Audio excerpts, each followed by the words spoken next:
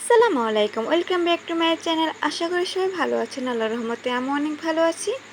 গরুর পা দিয়ে হালিম রান্না করব। তো কীভাবে আমি হালিমটা রান্না করেছি সেটা আপনাদের সাথে শেয়ার করব। এখানে আমি পেঁয়াজ কুচি আর আস্ত কাঁচামরিচ নিয়ে নিয়েছি। এখানে এখন তেজপাতা, গরম মশলা দিয়ে দিব, রসুন বাটা, আদা বাটা, জিরা বাটা, সব বাটা মশলাগুলো দিয়ে দিব।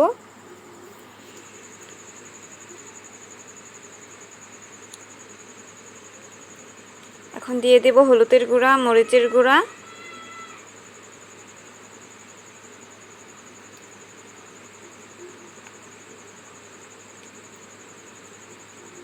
তো এখন দিয়ে দেব স্বাদ মতো লবণ।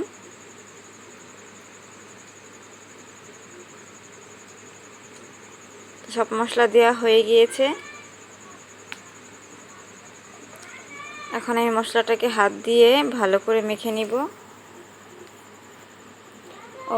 সরিষার তেল দিয়ে দিব। তো মশলাটা আমার মাখা হয়ে গিয়েছে। এখন আমি গরুর পাগুলো ছোট ছোট করে কেটে রেখেছিলাম, সে গরুর পাগুলো দিয়ে দিব। তো দিয়ে প্রতিটা গায়ে গায়ে ভালো করে মশলাটা মেখে নিব। সে সবগুলোকে এভাবে ভালো করে হাত দিয়ে মেখে নিব। তো আমার মাখা হয়ে গিয়েছে। আমি আধা ঘন্টার জন্য কিছুক্ষণ রেখে দিব। তো দেখতে পাচ্ছেন কিভাবে করে সুন্দর করে আমি মেখে নিয়েছি। তো আধা ঘন্টা পর এটাকে আমি চুলায় দিব।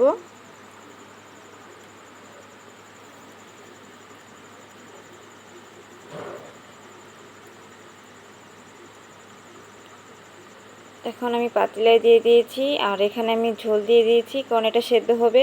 সেদ্ধ হওয়ার জন্য ঝোলটাই যা দিব, এটা সেদ্ধ হয়ে শুকিয়ে যাবে, না হলে খাওয়া যাবে না, কারণ গরুর পা সেদ্ধ করতে অনেক সময় লাগে। তো পুরোটা আমি এখন ভালো করে সেদ্ধ করে শুকিয়ে নিব ঝোলটাকে। তো সেদ্ধ করা হয়ে গেছে, শুকিয়ে গেছে, দেখতে পাচ্ছেন ভালো করে শুকিয়ে গিয়েছে। এখন আমি হালিমের মশলা ভালো করে গুলিয়ে রেখেছিলাম আধা ঘন্টার জন্য। তো সেই মশলাটা দিয়ে দিব। যে মশলার প্যাকেটে যেসব ডাল থাকে, মশলা থাকে, সেগুলো দিয়ে আমি আধা ঘন্টার জন্য মেখে রেখেছিলাম।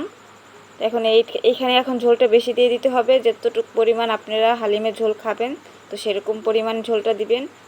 তো আমি এখন ঝোলটা দিয়ে আরও কিছুক্ষণ আমি এটাকে রান্না করে নিব। তো ভালো করে রান্না করতে হবে যেন হালিমের ডালের মশলাগুলো যেন সেদ্ধ হয়। তো আমার রান্না হয়ে গিয়েছে, দেখতে পাচ্ছেন। তো এখন আমার হালিমের কমপ্লিট হয়ে গেছে। এখন আমি এটা বাগারের জন্য রেডি করব। তো বাগার দেওয়ার জন্য প্রথমে একটা কড়াইতে আমি সরিষার তেল দিয়ে দিব, শুকনো মরিচ দিয়ে দিব, ছোট ছোট করে কেটে রেখেছি সেই শুকনো মরিচ দিয়ে দিব। তারপরে রসুন কুচি, পেঁয়াজ কুচি দিয়ে দিব।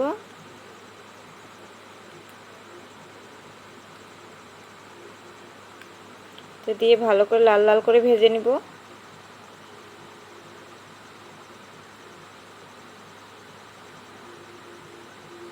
তো ভাজা হয়ে গিয়েছে। এখন আমি হালিম অল্প অল্প করে দিয়ে দিব।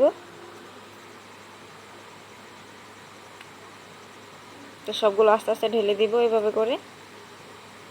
তো বাগারটা কমপ্লিট হয়ে গেল। এখন আমি আরও কিছুক্ষণ, আধা ঘন্টার মতো কিছুক্ষণ হালকা নো আছে এটাকে আমি কিছুক্ষণ কষিয়ে নিব।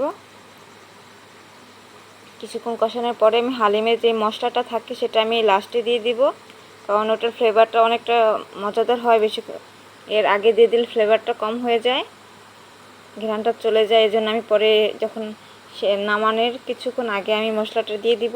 দেখতে পাচ্ছেন কিছুক্ষণ আগে আমি মশলাটা অ্যাড করে দিয়ে দিয়েছি।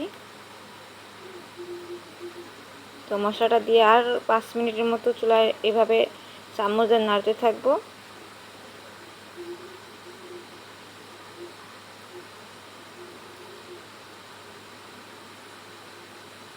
তো এইভাবে ঘরে আপনারা এইভাবেই ঝটপট হালিম রান্না করতে পারবেন গরুর পা দিয়ে। আর এইভাবে রান্না করে খেয়ে দেখবেন দারুণ মজা খেতে। তো শর্টকাটভাবে এইভাবে রান্না করতে পারবেন আপনারা হালিম। এভাবে একবার রান্না করে খেয়ে দেখবেন বারবার এভাবে রান্না করে খেতে মন চাইবে। তো আমার হালিমটা রেডি হয়ে গিয়েছে। দেখতে পাচ্ছেন দেখতে কতটা সুন্দর হয়েছে, খেতেও দারুণ মজা হয়েছে। এইভাবে চেক করে খেয়ে দেখবেন হালিম গরুর পা দিয়ে। তো যাদের ভালো লাগে ভিডিওটা অবশ্যই আমার চ্যানেলটি সাবস্ক্রাইব করবেন। ধন্যবাদ সবাইকে।